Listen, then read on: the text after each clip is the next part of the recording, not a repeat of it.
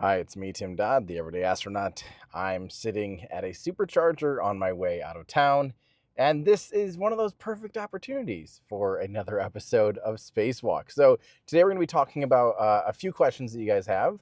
One is about orbital traffic and how do they kind of thread the needle between all these thousands and thousands of satellites. Another one is about Boeing's Starliner and future human-rated spacecraft for NASA and just for, I guess, for general. And lastly, we will be talking about the Mars Sample Return mission because there's some really good questions about it. And it's a hot topic right now with a recent announcement with NASA talking about new plans for the Mars Sample Return. So I thought it'd be a good time to just kind of share my thoughts on that as well. So, all right, let's get started on another episode of Spacewalk.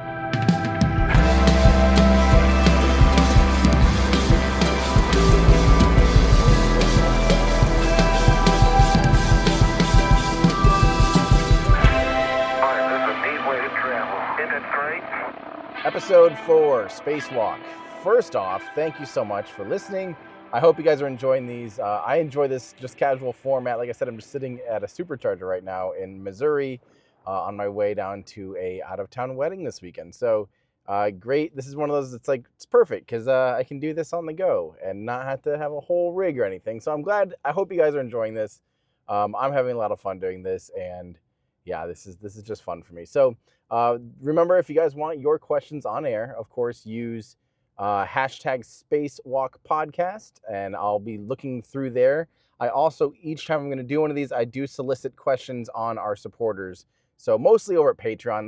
That's just where the most of you are. So if you are a Patreon supporter at patreon.com/everydayastronaut. But I do also check the X subscriber feed and the YouTube supporter feed as well.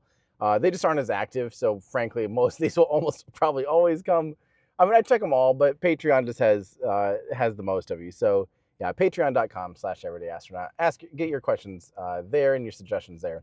But of course, you don't need to be over on Patreon or supporter to get your questions answered, because our first one comes from at let's see, Horoshio on X with using hashtag Spacewalk Podcast, asks a really, really good question. When launching a rocket, do the launch providers have to check for traffic? As satellites grow in numbers, surely the chance of a rocket colliding with a satellite increases. I know a Falcon 9 booster goes above the Kármán line. Or is space so vast that even our current number of satellites are a drop in the ocean, and the chances of a rocket colliding with an object orbiting Earth are so minuscule that nobody cares? I think, okay, so this is a deep question, and this would definitely be a really good one for someone like Jonathan McDowell, someone really who is in this space and literally just knows this stuff and studies this stuff. I'm going to give you my version of the answer, which, of course, fair warning here, without researching it, I'm not going to be like, it's not going to be the best answer, but I will tell you what I do know. And the answer really is it's somewhere kind of in between those two. And obviously, as the number of satellites and objects in orbit increases, this risk increases just linearly with that as well. So, or I don't even know if it's linear. Maybe there's an increase on some other scale, but it does increase with the number of objects. But the point is, there's a few things here. Number one, just imagine how many airplanes are in the sky at any one point. Right now, there's, I think it's something like, 40 or 50,000 planes in the sky at a given time. Something I don't quite remember. And so it's something like 5 or 10 times more planes are in the sky normally than there are satellites. And I know this is it's not a one-to-one comparison, but hear me out. So, planes, even like VFR flight rules, like if you're flying a private plane, which I'm still working on my pilot's license, this is something that I need to know. But if you're flying VFR, so visual flight rules, if you're flying like basically from north to almost south, so 0 degrees to 179 degrees, you're flying on the odds. So NEOD, north and east, fly on the odds plus 500 feet. So 3,500 feet, 5,500 feet, 7,500 feet in altitude, you fly on the odds. If you're flying south, so 180 to 300 and 359 degrees, then you are flying on evens plus 500. So you're flying on 4,500, 6,500, 8,500 if you're flying in those cardinal directions. And so there's a chance that you are flying and passing by aircraft at only, if you're in a small plane, at 1,000 feet. That's nothing. That is nothing. And something to think about as these lines intersect, as two vehicles intersect by each other, their lines. If a plane's moving at, say, 200 mile an hour versus two planes moving at 2,000 miles an hour, sorry, I'm using miles an hour, but whatever, it's relative anyway. They take up the same amount of space for less amount of time. So those paths, the chance of them actually colliding, the chance actually goes down as they collide. Now, this is something I briefly talked about on Twitter once, and I was mostly talking about this, where you're launching through and you're passing through, like you're going from low Earth orbit into geostationary, and you're transferring through most of our orbital satellites and debris clouds, passing through this. The fact that these objects are moving so quickly means that they occupy such a small amount of space for so little time. Now, if you're in orbit, and this is something that people talked about quite a bit with me, and I'm glad that they mentioned it because they were absolutely right. If you're orbiting and you're constantly orbiting and you're just in a cycle, it doesn't matter if it's slow or fast. The secular part of it is what makes it so the odds, the statistics of them colliding actually stays the same. But when you're passing through, like if say you're a rocket and you're getting into this orbit, or you're passing through this orbit or whatever, the fact that they take up so little space, take up that amount of space for so little time, because don't forget, anything that's orbital is already like 10 times faster than most bullets. So it's just screaming through and occupying, that relative amount of space for so little time. It's actually really hard to have two objects collide. You kind of have to try to do it, which is why the defense program has so many specialized weapons to be able to collide with a satellite or a rocket. So, okay, that's all that to be said. Now, the people in charge of this is actually something from the Space Force. Oh, God, is it Delta 2, like the 18th Squadron, if I remember right? We talked about it quite a bit at Vandenberg, because they actually came on site and talked to us for a while. They're really cool. But the Space Force catalogs and tracks every single object, including non-payloads, debris, they track it. And so they have a whole catalog and a whole system. And this is probably changing as these things grow, and it's probably having to become a lot more robust. But something to keep in mind, like when a rocket like a Falcon 9 is first putting something into orbit, yes, the booster might get up to 150, 200 kilometers in altitude, but the majority of satellites are nowhere near that yet. They're still 100, like their most are 300 and above kilometers. So realistically, like the Falcon 9 booster is likely 100 kilometers away at best to most orbital things. Yes, there could be a stray thing below that, and that would have to be considered. But generally, when a spacecraft is flying and putting something into orbit, they're putting something into a parking orbit of 150 or 200 kilometers, and then they'll raise the orbit from there, and that gives them time to potentially change phasing and avoid orbital debris and avoid other objects in orbit, is by doing it, placing it kind of below the shelf almost, and then raising up into the, almost like an on-ramp for cars, where, if you had to go straight from a 90-degree intersection and just, get straight onto the interstate or a Autobahn or whatever, like instantaneously, that would be really hard and really dangerous. But the on-ramps allow you to get up to speed and then merge. That's kind of what they're doing, basically. They're getting up to speed into a lower than a normal orbit. They're getting into a parking orbit, basically, and then the spacecraft will either raise, or sometimes the rocket will raise its orbit, or eject out into geostationary transfer orbit. But it all does have to kind of pass through a mission plan and all that. So I don't know what that looks like as far as SpaceX or ULA or whoever's talking to who to do these plans, especially with SpaceX launching Starlink every like 3 days. There has to be some really clear lines of communication there between the orbital, the parking orbits of all these things and all the objects, and how that works. I don't exactly know what that part looks like, but the reality is, yes, it needs to be tracked, and and they have to take care of that, and they have to know about it before they launch and pass through those orbits.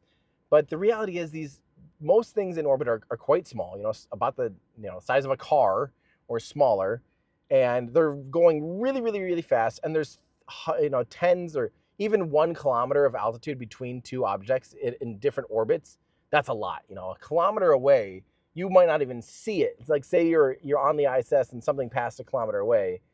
you literally just might not even see it. It'd be so small and so far away.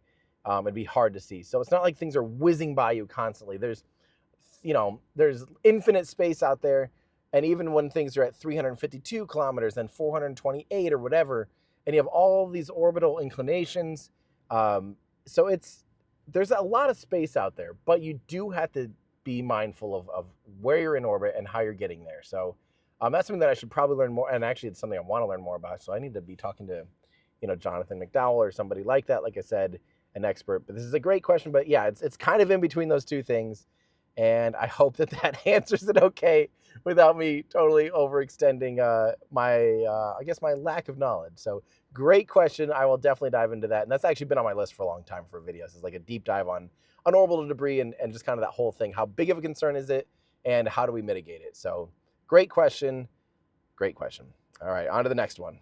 But the next question comes from Joel Mencken, who is an ex-subscriber. So we found this just on that solicited question asking, Boeing Starliner is about to launch humans to the ISS. What are your thoughts on potentially having 2 U.S. launch companies with human-rated spacecraft?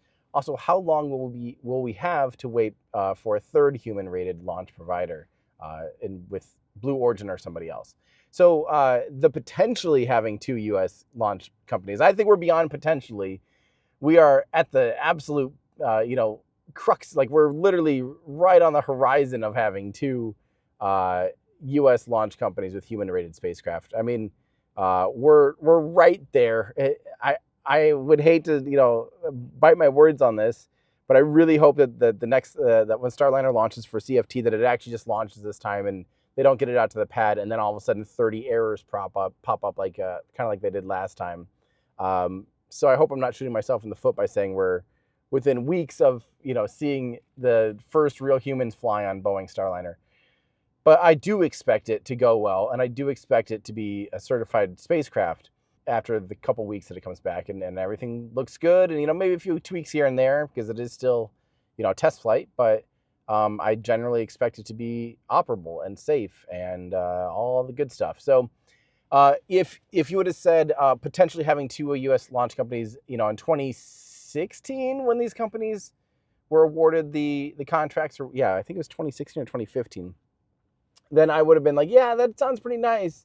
But now we are to the point where we will have two space companies, U.S. space companies with human-rated spacecraft, and that's fantastic. We need to have that redundancy. Dragon and Falcon 9 have been absolutely unbelievably good, but I think the space shuttle probably also looked unbelievably good before it had its first major failure with Challenger.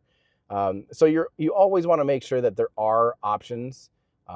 Obviously, we can probably live without those options if necessary, although Russia's hasn't had the greatest track record of reliability either lately. But we did go from 2011 until 2020 without having any capability here in the United States. So any extra additional capabilities beyond Dragon is fantastic, and I fully expect this to go well. And don't forget this, people like I think the next one, Sierra Nevada, with their Dream Chaser, they're going to be flying in the next round of commercial resupply contracts with an uncrewed launch, with an uncrewed vehicle, but they ultimately want to make that a crewed vehicle, and I do expect them to continue to progress in that realm and hopefully build a crew-rated vehicle. I think that'd be awesome. They have talked about partnering both. They've had talks about and renders with both ULA with Atlas and Vulcan, but I also think there's some talks with them and Blue Origin at one point. I don't know what that could look like, but I do expect to see. So the question is, how much longer do we have to wait for a third one? I would expect there to be a third option by 2030. This stuff does take a long time, though. So even if someone announced today, hey, we will absolutely get humans up on this vehicle, here's our plans, blah, blah, blah, I would expect 5 or 6 years from this point. So 2030 would be kind of the net to me. Although I wouldn't be surprised me if Blue Origin did something very Blue Origin-y, which is work on something behind the scenes without telling anybody.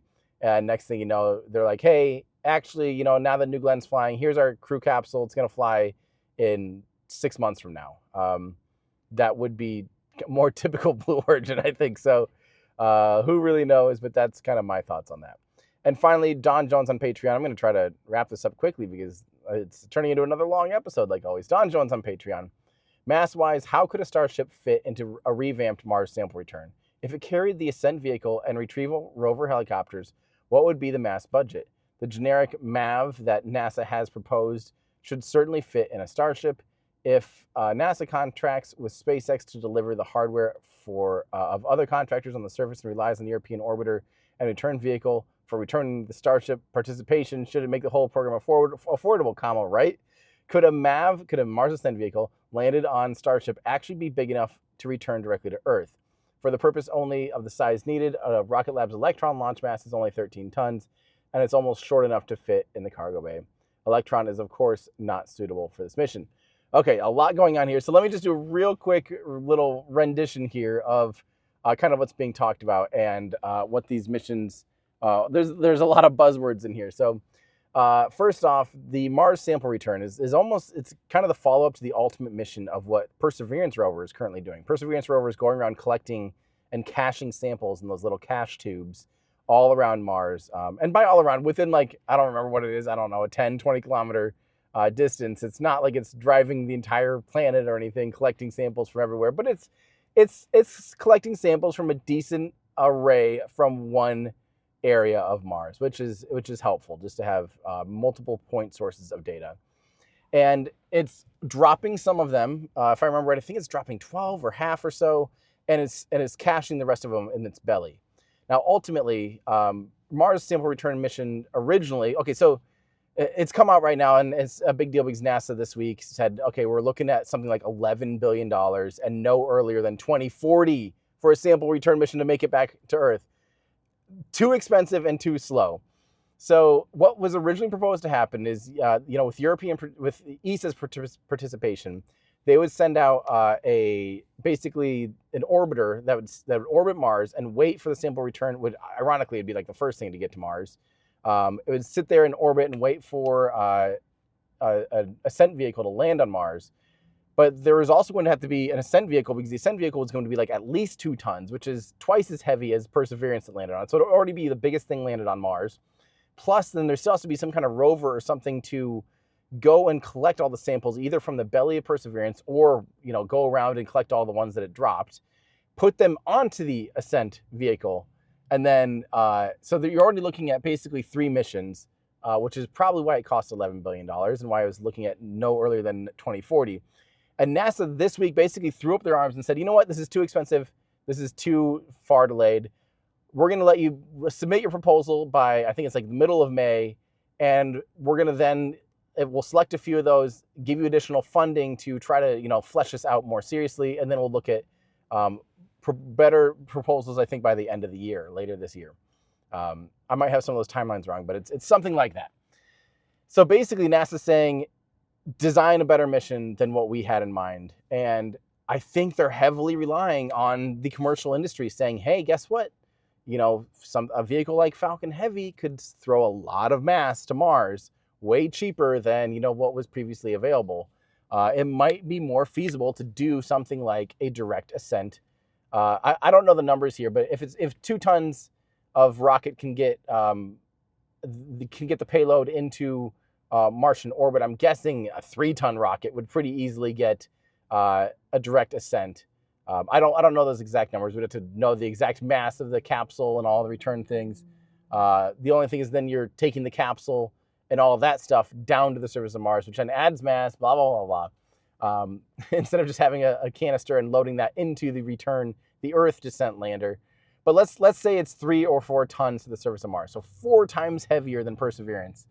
And they want companies just to submit their proposals. This might come back around to something like Red Dragon. SpaceX, I know SpaceX won't do it. I know SpaceX will put all chips in on Starship like they have been for the last several years.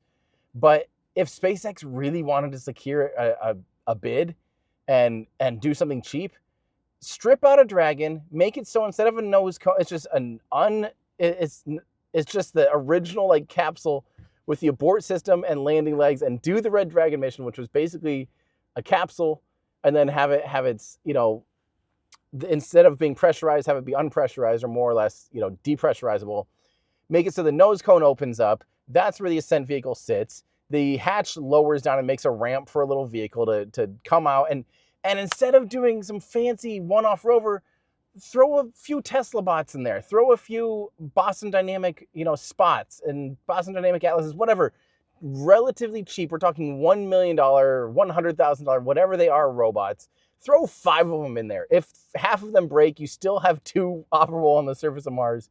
Go around, collect these things, do it all, just do it cheap like that. And off the shelf. I really think that SpaceX could do this way cheaper with a Red Dragon type mission. And of course, then, you look at any other company, they're going to do it. I feel like if we had Lockheed Martin do it, they would do it the Lockheed Martin way, which is the way that we know works. We know that works because it's worked so successfully. They've, landed everything on the surface of Mars, basically. They've done, Perseverance and Curiosity. And what's the one that landed and was just I can't think of it right now, but, basically everything that's landed on Mars has been Lockheed Martin, and they've nailed it. And so Lockheed Martin would do the Lockheed Martin thing, only that would cost a few $1 billion or $1 billion, whatever. It'd be really expensive, but it would work. But this way, I almost wish that NASA would just say, hey, guess what? Here's your budget. It's $100 million. Like some crazy low number, and said, get some samples back for $100 million. I think it'd make companies just go, hey, screw it. Let's just make it cheap. Let's fly 3 cheap things, and we'll just see if any of them work. I don't know. That's just my way of thinking these days. It's like there's so many companies that would love to just try something crazy, and if it works, it's awesome, and if it doesn't, it's low risk and low, didn't really ruin anything. I don't know. The other option would be like, okay, say Starship is completely online and operational in 5 years, which I expect in 5 years for that thing to be operational, deploying whatever satellites. And even if right now we had to say in 2 years, hey, you have to launch this mission, and Starship isn't living up to its full reusability dream, screw it. They could launch a totally disposable Starship for like $100 million, probably. Like realistically, if you think of every Raptor engine being $1 million or $2 million maybe for the Raptor vacuum, we're looking at what, $40 million or whatever. That's nothing. The stainless steel construction, cheap, dirt cheap. I doubt they're building those for over $100 million. And so say you had to do an expendable $100 million launch on Starship and let's again sandbag it and say expendable, they're only getting 100 tons to orbit, which, spoiler, if they expended it, they'd probably get 200 plus tons to orbit. If you just put 200 tons to orbit and had a kick stage going to Mars from orbit with, anything, I mean, you could have a dirt cheap spacecraft because the mass to orbit was so cheap. 200 million metric tons for $100 million is so dirt cheap that you could build something super mass inefficient, super robust, super simple, with off-the-shelf robots walking around on Mars looking for these, samples or whatever. That's, to me, the reality. And then we're even, you got to look at things like New Glenn, which could arguably be still, maybe in that $100 million range, maybe a little more, maybe 150, but with pretty significant upmass, 50 metric tons or so to low Earth orbit. We're looking at some serious numbers here with some big volume. Again, New Glenn's fairing is huge. You could have a big, dumb, stupid size lander. These are all just me just spitballing, but the last dumb idea that I kind of had is like, what if Starship is still too ambitious to do the orbital refueling, and it is currently landing and reusable? What if they put a mini Starship inside the big Starship and made it, just completely designated for landing on Mars? I still don't love the idea of landing on its tail on Mars because of the terrain and rocks. So what if they make a one-off baby little Starship that lives inside the nose cone of a main Starship? It's all hypergolics. It's all based on Super Dracos and engines from the Super Draco family. But it's the shape of Starship, so they already have the familiarity with the flaps and the heat shield materials and all that stuff. And it lands horizontal. It actually lands on its belly because it used Super Draco motors. It does all this stuff because it's just cheap. It's just they could build this cheap, kind of crappy thing that's a scaled down version of their main Starship for dirt cheap and land an entirely fueled hypergolic rocket that could, the nose of this stupid, dumb little mini Starship that lands on its belly, the top of it opens up and like a missile silo almost, or like a Russian, portable missile truck where intercontinental ballistic missile where it just rises off the back of it. And then again, still has some just cheap robots walking around looking at these samples and picking up these samples and loading them up into this thing. And I don't know. I feel like if we just said, hey, here's $500 million, do this mission, and gave that, I know 500 does not sound like anything, but I think it'd almost be really good for companies like, Rocket Lab, Blue Origin, Stoke, SpaceX. I think they would just go, yeah, screw it. We'll just do this cheap and dirty, and throw some stuff at Mars. And the requirement is basically don't sully Mars, don't infect it with anything, and bring back at least 10 samples. That's the initiative from NASA. So I don't know. Those are my thoughts. Again, these are just candid. The big thing is if Starship can throw a bunch of mass into orbit for dirt cheap, anything can happen. It's all just so much easier when you have a huge mass budget, and if it's cheap. So, all right, that is it for episode 4. Again, if you want to help support the work I do, head on over to patreon.com/everydayastronaut. Get your chance to have your questions on air. And thank you guys so much for listening. If you want to support the show, be sure to leave a comment or a review on Apple Podcasts or Spotify or wherever you're listening to this. That's the main way of discoverability on those platforms.